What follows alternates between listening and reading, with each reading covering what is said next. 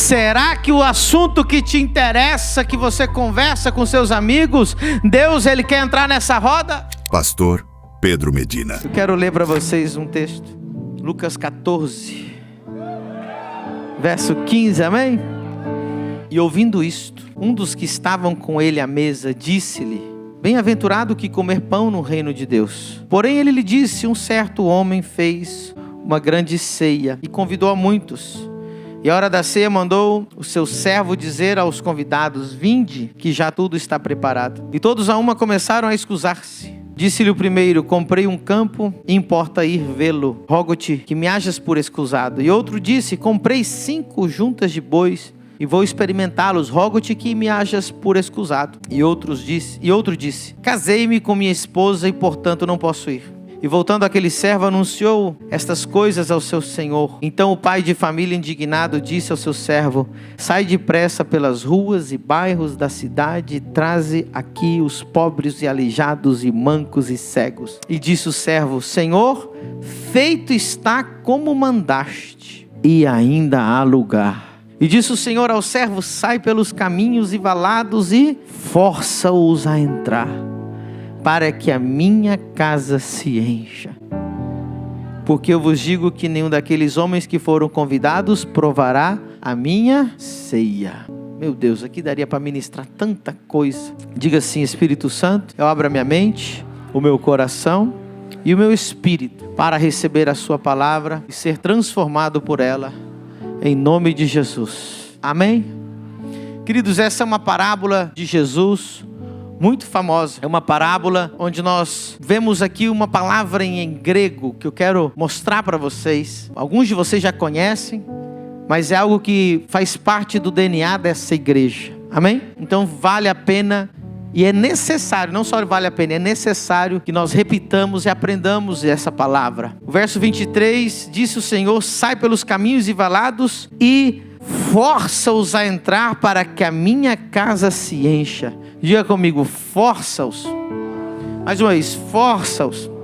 Essa palavra no grego é a palavra anakazo. Repita: anakazo. A palavra anakazo, ela não é a palavra forçar no sentido de persuadir a pessoa ou de convidar a pessoa. Força-os a entrar é literalmente forçar. A gente precisa entender que esse texto, ele expressa o coração de Deus. Precisamos entender que esse texto revela o coração de Deus. Deixa eu explicar algo para você aqui, que você vai ficar muito feliz por entender isso aqui. Existe uma palavra na Bíblia chamada favor. Diga comigo: favor.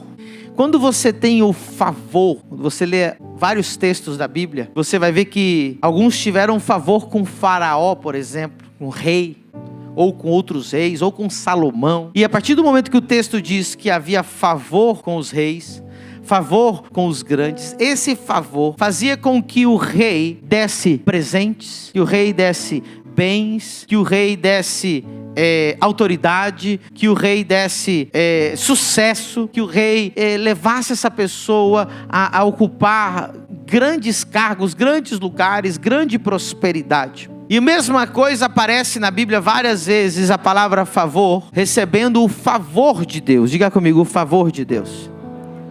Eu gostaria de saber se você gostaria de ter o favor de Deus.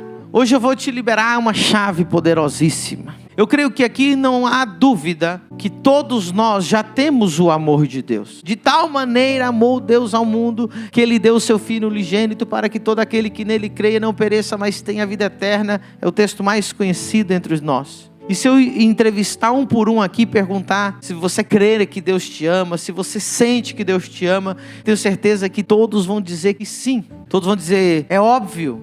Muitos vão dizer: é claro, olha o que Jesus fez por mim na cruz. Por isso você veio a esse culto hoje, porque você percebeu que Deus te ama, você sente que Deus te ama. Mas agora eu quero te levar para um assunto que é pouco falado, um assunto que é pouco conversado, que é o favor de Deus. Alguém já conheceu alguém que tem o favor de Deus? O dia que você conhecer alguém, se você não conhece ainda, como identificar alguém que tem o favor de Deus? Você vai ter a impressão que Deus, em sobremaneira, abençoa aquela pessoa. Lá em Malaquias 3:10 diz assim: fazei prova de mim, se eu não vos abençoarei, derramarei sobre vós uma bênção tão grande, a tradução mais na linguagem para a gente entender hoje é tão grande, que não haverá lugar aonde você poderá reter e guardar, porque será tanta bênção que eu vou derramar sobre a sua vida, que você vai transbordar.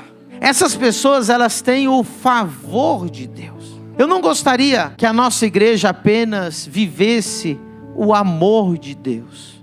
Eu não gostaria que nós estivéssemos de domingo a domingo e o resto da nossa vida apenas conhecendo o amor de Deus. Porque o amor de Deus até as pessoas lá do mundo conhecem. Porque o Brasil é um país muito evangelizado. Se você sair na rua hoje e perguntar sobre Jesus, todo mundo sabe quem é e sabe que ele morreu na cruz. E muitos desses que estão na rua, não estão no culto hoje, eles aí mesmo na rua acreditam que Deus ama eles. Eu quero que essa igreja seja uma igreja que tenha o favor de Deus.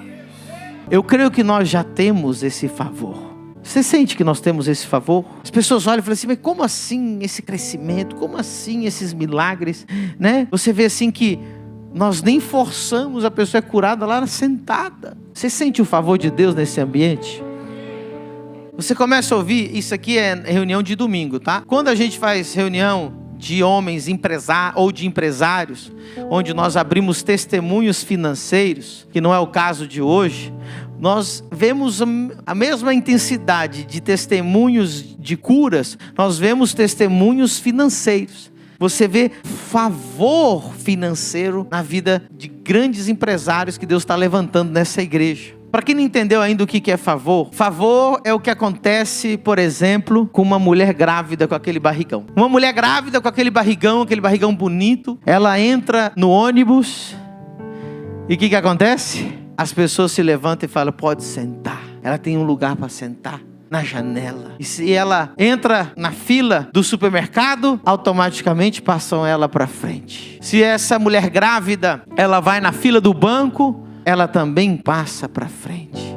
Se ela entra num ambiente, ela é o assunto do ambiente. Já viu uma mulher grávida como chega? Todo mundo já olha para a barriga dela. Quantos meses? É menino? É menina? Ai, que legal. Quando que vai nascer? É o assunto.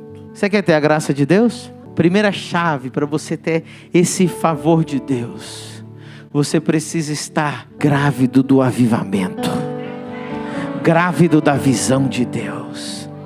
Ah, meu querido, quando você carrega em você aquelas 50 nações.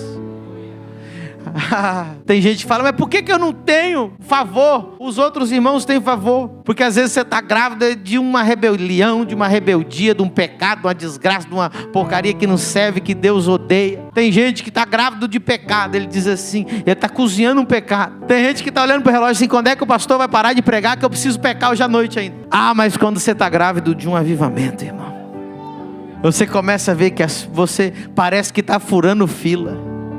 Ei, mas chegou agora, já está desse tamanho. Ei, chegou agora, mas já está acontecendo. Chegou agora, mas o que está acontecendo? Não é que eu cheguei agora, é porque estou grávido. E papai do céu está colocando lá na frente. Se você não está sentindo esse favor de Deus na sua vida, se tudo está travado, sua vida é comum demais, é normal demais, você precisa pedir para o Espírito Santo te visitar. Quando nós vemos o texto que Gabriel, o anjo, falou com Maria, a mãe de Jesus, ele disse para ela assim, Maria, bem-aventurada és entre as mulheres. Por que ela era cheia, né, de ser a bem-aventurada entre todas as mulheres? Porque ela carregava dentro dela a promessa de Deus. Tem gente aqui que não está carregando a promessa de Deus. Ela não está preocupada com a promessa de Deus. Agora eu vou te dar o segundo segredo para você ter o favor de Deus. Preste muita atenção. Ninguém dá favor ou favorece alguém que joga no time contrário. No time contrário você pode ter misericórdia de quem está do outro lado, mas não favor. Que time que você está jogando? Ah, pastor, eu cuido da minha vida. Então você não está nem no time de Deus, nem no time do diabo. Então você vai tomar paulada dos dois lados. Você quer o favor de Deus? Então vem jogar no time de Deus. Vem ficar do lado dele. Se eu estou jogando bola, eu não vou dizer pro cara que está vindo contrário ao meu time, não, pode ir lá, chuta a bola. Por quê? Porque é contrário. Mas se está jogando do meu lado, e eu vejo que ele está mais perto do gol, o que eu vou fazer? Vou fazer uma assistência para ele fazer o gol. Vou dar favor, vou te favorecer com a boa bola para você fazer o gol, porque você joga no meu time. Tem gente que não está jogando no time de Deus. Ele é um bom religioso que assiste culto de domingo, mas ele não joga no time de Deus. Deus não pode contar nada com ele. Deus não pode contar com a oração dele. Deus não pode contar com o amor dele. Deus não pode contar com a boca dele. Deus não pode contar com a família dele. Deus não pode contar com a fidelidade dele. Deus não pode contar com nada dele. Aí você se pergunta por que o favor de Deus não está sobre a sua vida ainda. Porque você não tem nada a ver com as coisas de Deus. Você tem que vir para as coisas de Deus, andar com Deus, lutar pelas mesmas coisas que Deus está lutando. Está fazendo sentido? E agora eu quero ir para mais um ponto. Primeiro ponto, você entendeu que nós temos que estar grávidos do propósito de Deus, amém? Segundo ponto, para ter o favor de Deus, nós temos que jogar no time de Deus. Terceiro, agora é muito importante. Eu acho que Deus talvez não tenha favorecido ninguém na Bíblia quanto Deus favoreceu um homem chamado Abraão. Abraão, Deus disse assim para ele: Abraão, sai da tua terra, da tua parentela, da casa do teu pai, para a terra que eu te mostrarei, e te engrandecerei, farei de ti uma grande nação, abençoarei os que te abençoarem, amaldiçoarei os que te amaldiçoarem, e tu serás uma bênção, e em ti serão benditas todas as famílias da terra. Olha o que Deus falou para ele: eu quero que você seja uma grande nação, e em ti sejam benditas todas as nações da terra, através de Abraão. Não existe uma promessa tão grande na Bíblia para um homem como a promessa de Abraão. Se nós estamos hoje aqui é por causa de Abraão. Jesus nasceu da linhagem de Abraão. Deus criou o povo dele para revelar a sua glória, e a Bíblia foi escrita pelos filhos de Abraão. Será que o assunto que te interessa, que você conversa com seus amigos, Deus ele quer entrar nessa roda? Preste atenção, irmão. Já aconteceu com você de também estar no ambiente, ouvir alguém falar de um assunto que você ama, e você é até uma pessoa quietinha, mas você cria até coragem. Não, isso aqui eu ouvi vocês falar aí tal coisa. Já aconteceu com você? Até o time dele intromete na conversa quando o assunto é interessante para ele. Quando você está falando das coisas de Deus, Deus ele para assim, fala: nossa, eu também. Eu quero te falar o que Deus tem interesse. Almas. Casa cheia e nada menos. Casa cheia e nada menos. Anacaso, força eles a entrar, que eles venham à casa de Deus. Você pode aplaudir o Senhor? Se eu estivesse numa reunião de pastores, eu ia ensinar desse jeito. Preste atenção. Tem um indivíduo que tem o favor de Deus, amém? Mas você já viu igreja que tem o favor de Deus e igrejas que não tem? Mesma história. Quais são as igrejas que têm o favor de Deus? Igrejas que estão grávidas de um avivamento, igrejas que estão grávidas de um propósito de Deus, e uma igreja apaixonada por almas. Irmãos, tem igrejas que passam 6 meses sem ganhar uma alma. 6 meses. E o púlpito não se prega sobre ganhar almas, não se incentiva a ganhar almas. Aí Deus ouve as conversas naquela igreja, irmão, ouve só é fofoca, Deus sair correndo. Que não interessa para Deus. É por isso que quando você pede para prosperar, para Deus não interessa. Porque você pede, muitas vezes, para simplesmente gastar com ostentação e pelos teus próprios interesses. Tem gente que está 6 meses orando: Deus me prospera, Deus me prospera. E na cabeça dele está assim: me prospera que eu vou para o caixa d'água. Deus me prospera que eu vou andar de carro novo. Aí Deus fala assim. Agora quando alguém diz assim: Deus me prospera, porque eu quero ter no mínimo sustentar 10 missionários. Eu quero, Senhor, mandar gente para a África. Eu quero mandar gente para Angola. Eu quero mandar gente para a Amazônia. Eu quero mandar gente, Senhor. Eu quero sustentar. Eu quero, Pai, sustentar alunos da Exousia School que estão se formando aqui. Eu quero ser um dos maiores senders da igreja. Aí Deus fala assim: eu também. Então eu vou te favorecer, porque nós temos os mesmos interesses. Vamos ver se aconteceu isso aqui com alguém. Para a música aí. Vamos ver se aconteceu isso com alguém. Alguém já te pediu dinheiro emprestado? Levanta a mão. Levanta a mão que se alguém já te pediu dinheiro emprestado. Ninguém nunca te pediu dinheiro emprestado, você tem cara de pobre. Meu filho, pior coisa, quem nunca te pediu dinheiro emprestado, já imaginou? Que miséria. Não, pede pra esse aí não, hein. Esse eu vou oferecer, coitado, é a cara dele. Agora, a segunda pergunta. Quem aqui, alguém já te pediu dinheiro emprestado? Você tinha dinheiro, mas não quis dar. É ou não é? Agora, a terceira pergunta. Quem aqui, seu melhor amigo ou sua melhor amiga, amiga te pediu o dinheiro emprestado, não estava sobrando, mas você deu um jeito e emprestou porque era teu melhor amigo, tua melhor amiga. Você favoreceu, você foi a segunda milha, você foi além, porque ele era teu melhor amigo, era alguém de confiança, é alguém que tinha o mesmo interesse, vocês conviveram juntos tanto tempo. Ei, você pede para um amigo aqui da terra, que ele está menos quebrado que você, só isso, e ele te empresta, porque vocês são amigos. Imagina se você é amigo de Deus, se você pedir para ele alguma coisa, o que ele vai dizer não para você? Eu acho que vocês não entenderam, irmão. Se você for amigo de Deus, o que ele vai negar para você? Acho que aqui estão me ajudando melhor. Se você for amigo de Deus, será que Deus vai negar alguma coisa para você?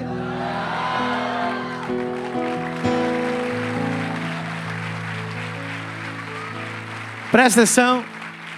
Se Deus está negando tudo que você está pedindo para Ele, Deus está falando assim: eu não conheço esse cara. Você acha que Deus não tem? Não é porque eu tenho que eu estou obrigado a te dar, não é verdade? Não te conheço, não gosto de você, tem cara de pilantra. Aí tem gente que fica: Deus me dá, e Deus fala: eu tenho, mas não vou te dar. Não vou com a sua cara. Toda vez que eu chego numa rodinha, tu está falando do mundo, tu está falando de pecado, tu está falando de você que está falando mal do pastor. Ei, presta atenção, se alguém fala mal do meu melhor amigo, é meu inimigo. Eu vou falar uma coisa para você: se você fala mal de mim, tu está enrolado com Deus, porque eu sou muito amigo de Jesus. Cuidado para você não virar inimigo de um amigão de Jesus. Não mexa com o melhor amigo de Jesus aqui, irmão. Você vai arrumar briga. Quem já teve um amigo assim mais forte na escola que te defendia? Todo mundo gostava de ficar amigo do irmão, aquele mais forte. No meu caso, irmão, eu era assim, quando eu era criança, eu era bem briguento e eu era forte. Aí os mirradinhos da escola, tudo gostava de ser meu amigo. Porque se alguém mexer com ele, eu falei: eu vou chamar o Medina. E eu era bravo, eu falei: não mexe com amigo meu não. Já briguei com muita gente por causa de amigo. Será que a tua vida está dando errado, que você arrumou o inimigo errado, irmão? Será que você está tocando num amigo de Deus? Um dia, Miriam e Arão falaram mal de Moisés. E Moisés casou aí com a etíope, com essa africana aí. Tô achando que ele tá meio assim, a gente, né? Não, Deus apareceu na hora, falou: o que vocês estão falando do meu melhor amigo? E aí Deus falou para eles assim: deixa eu falar uma coisa para você, Miriam e Arão. Com Moisés eu falo cara a cara. Com vocês eu só falo em sonho. Pai, já ficou leprosa a mulher. Talvez eu não tenha ouvido, mas que Deus ouviu suas conversas por aí. Então, quando eu li esse texto, você vê emoções fortes nesse texto. Preste atenção. Quando algo te causa uma indignação e te causa uma emoção forte, quer dizer que isso é muito importante para você, sim ou não? Então, por exemplo, quando você vê uma injustiça muito grande, você assiste uma notícia, você fica bravo, você fica indignado, né? Quando alguém faz uma maldade para uma criança, você fica assim: meu Deus, porque aquilo mexe com seu senso de justiça, com aquilo que é importante para você. Amém? Então, quando a gente lê o texto, esse texto ele revela o coração de Deus. Deus, ele é um pai. E ele fez um convite para muitos convidados para uma grande festa. E os convidados foram se excusando. Não, eu não vou porque está chovendo. Eu não vou porque está calor. Eu não vou lá porque não tem ar-condicionado. Aí tem gente que não vem, não, porque o ar-condicionado lá é frio demais. E Deus vai observando e vai vendo: rapaz, esse homem só dá desculpa. Não, eu não vou porque eu vou fazer meu pé de meia primeiro. E o que Deus queria? Qual era o sonho de Deus? Diga comigo: casa cheia e nada menos.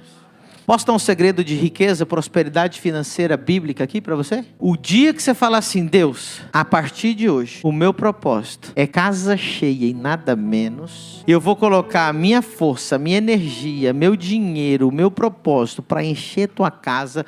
Você vai ver o favor de Deus na tua vida financeira. Todo crente que Deus favorece e prospera ele em grande maneira, é porque ele colocou os recursos dele para encher a casa de Deus e nada menos. Está fazendo sentido para você essa palavra? E você vê outra palavra forte: anagaso, força eles entrar. Então aqui revela o quanto que para Deus era importante. Olha, se tiver que forçar para entrar, força para entrar. E agora eu quero levar você, esses próximos 5 minutos, para a gente encerrar com algo extraordinário, poderoso, que está em Ezequiel 47. Depois disso, me fez voltar à porta da casa. Eis que saíam águas por debaixo do umbral da casa para o oriente, porque a face da casa dava para o oriente, e as águas desciam debaixo, desde o lado direito da casa ao sul do altar.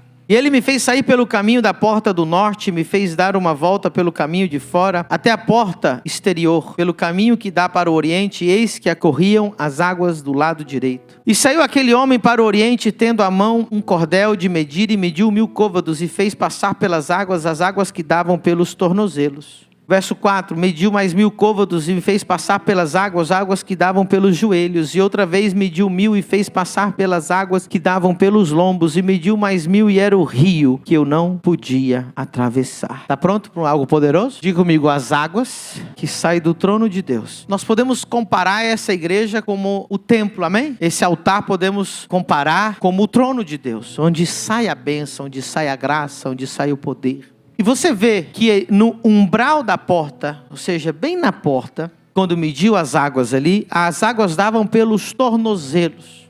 Depois mediu 1000 côvados e dava pelos joelhos. Depois mediu mais 1000 e dava pelos lombos. E depois mediu, e aí, meu querido, era para nadar com braçada. Eu vou falar uma coisa para vocês, e isso vai revelar o próximo estágio, a próxima estação que a família do reino vai entrar.